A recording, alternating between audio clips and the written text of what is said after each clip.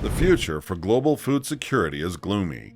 According to the FAO's 2022 Global Report on Food Crises, 193 million people in 53 countries were food insecure and in need of immediate help in 2021. Millions more face risk of increasing food prices due to COVID-19 related supply chain disruptions, harsh weather events, and wars such as the war in Ukraine.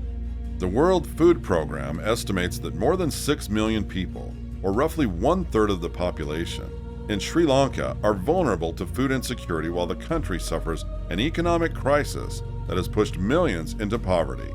According to the World Health Organization, over half of Afghanistan's population, or roughly 19 million people, are vulnerable to food insecurity, with more than 34,000 children admitted to hospitals with acute malnutrition by 2022. Malnutrition can have long-term repercussions, such as stunting, developmental delays, and compromised immune systems. It's also possible that many other children were never sent to a hospital.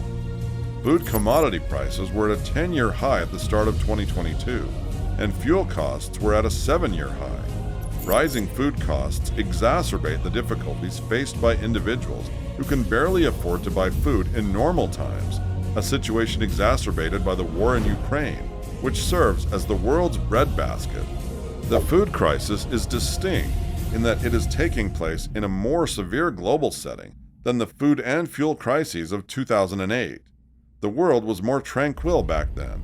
Last year, 7 out of 10 persons experiencing a hunger crisis did so as a result of war, which undermines all parts of a food system, from collecting, processing, and transporting food to its sale, availability, and consumption. As a result, the humanitarian help available is frequently constrained. Between 2010 and 2020, the number of people compelled to escape their homes due to war, violence, fear of persecution, or human rights violations more than quadrupled. This figure is expected to climb from 43 million in 2012 to more than 100 million by 2022. The invasion of Ukraine interrupted the food supply even further, pushing prices to all-time highs.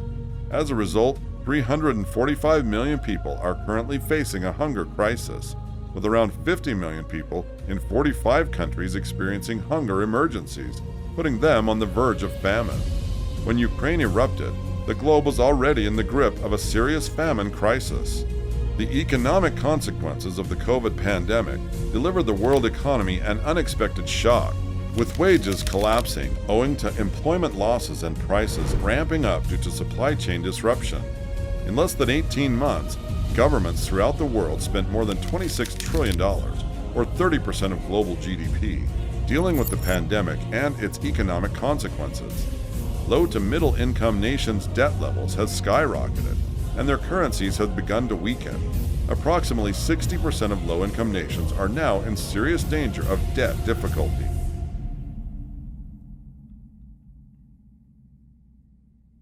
The dollar's 2-decade high, now at parity with the euro, has increased food import costs and made debt repayments more expensive for many of the world's poorest countries.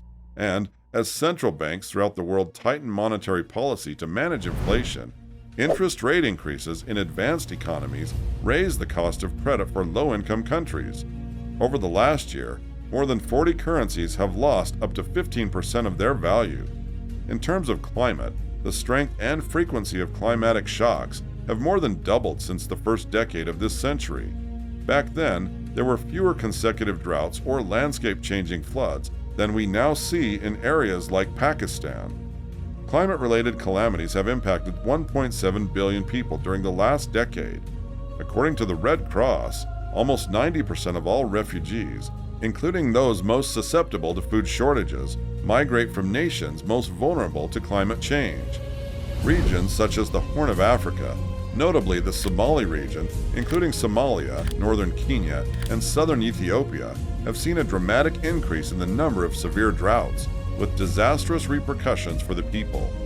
The present food crisis is about affordability, which means that food is accessible but at a price that millions of people cannot pay. Domestic food inflation is 15% or greater in more than 60 nations year on year.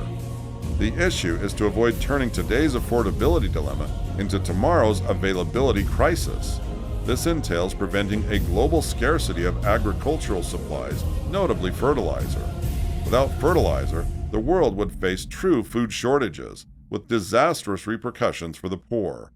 That scenario must be avoided at all costs by assuring the timely availability of inexpensive fertilizer. The war in Ukraine, like past food crises, has revealed the vulnerability of highly concentrated export markets to shocks.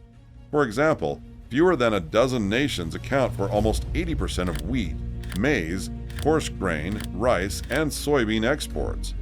Only 3 nations control 70 to 80% of the world's wheat, maize, coarse grains, and rice reserves: China, India, and the United States. Even in the case of fertilizer, just around 10 nations account for 65% of global fertilizer exports, including Russia and China, which have a combined share of 25 to 30%. Essentially, impoverished, debt-ridden countries that rely on food, fuel, and fertilizer imports are facing an unprecedented economic crisis in several decades, if ever. Taking this lesson seriously and demonstrating a genuine commitment to fixing the food system, diversifying food and fuel import sources, building strategic reserves, and reducing reliance on single sources of food and energy is critical to avoiding future price shocks. Agricultural policy must be rethought as a question of economic and national security. When it comes to war and climate refugees, understanding the political economy of humanitarian inaction is important. As the demand for humanitarian help has grown in recent years, the expense has soared. As our demands grow and our resources dwindle, we must decide if inaction on war and climate change is still an option. We must, in particular, reconsider how and where we help individuals. There are moral, economic, and political repercussions to not offering humanitarian help. In an iconic twist, as soon as refugees arrive in donor nations, the new host governments begin to pay for their previous inaction. During the first year after arrival, donor nations provide an average of $11,000 per migrant. On the other hand, humanitarian aid costs the same donors roughly $150 per person per year, a factor of 70 less. Using the Syrian refugee exodus as an example, Germany's overall refugee-related expenses from 2016 to 2020 are $125 billion at the federal level.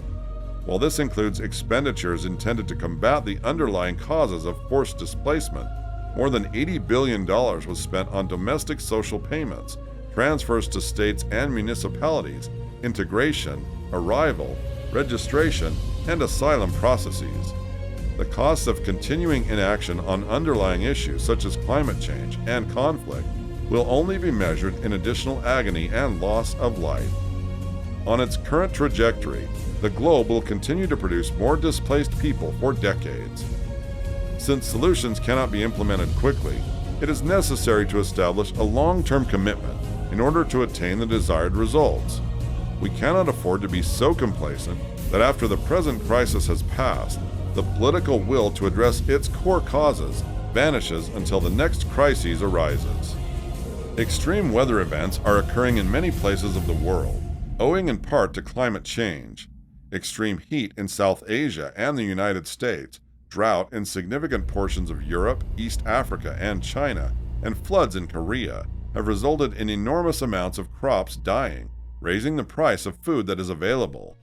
I would observe that on the whole, global stocks in grains and oilseeds are tight, and that's part of the food inflation story, said Robin Anderson, who represents the agricultural industry at the UN's Committee on World Food Security. Wheat production is predicted to decline in 2022 for the first time in 4 years.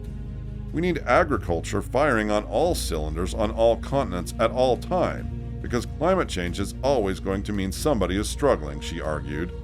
A spike in fertilizer prices has also made it more expensive to grow food. One United Nations official warned that the crisis is enormous and that it threatens to prolong the hunger crisis if farmers around the world spread less of the yield-boosting chemicals to save their bottom lines. The price of fertilizer was already high before Russia invaded Ukraine, but it's gone even higher due to the industry's reliance on natural gas, which has also skyrocketed since the war. Fertilizer price spikes and concerns about availability cast a shadow on future harvests, and thus risk keeping food prices high for a longer period, according to the IFPRI research tank. A flurry of international political efforts, including those from France and Germany, have popped up to address the problem, but many fear they will be ineffective without a large economic injection. That brings us to the end of today's video. If you enjoyed the video, hit the like button. Also, don't forget to subscribe to our channel and hit the notification bell if you're new to the channel so that you get notified when we upload more content.